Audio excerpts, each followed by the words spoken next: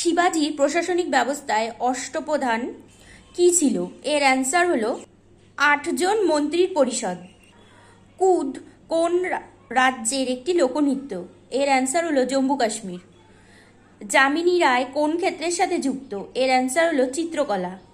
আলকাপ কোন অঞ্চলের লোকনাট্য? এর অ্যান্সার হলো পশ্চিমবঙ্গ।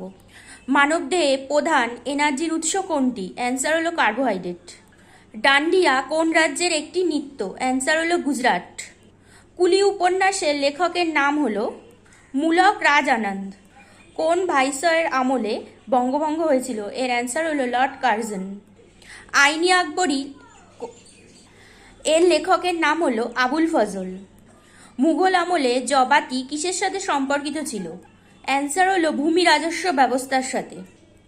এরপর হলো শিবাজির অভিষেক কোথায় হয়েছিল? এর অ্যান্সার হলো রায়গড় দুর্গ।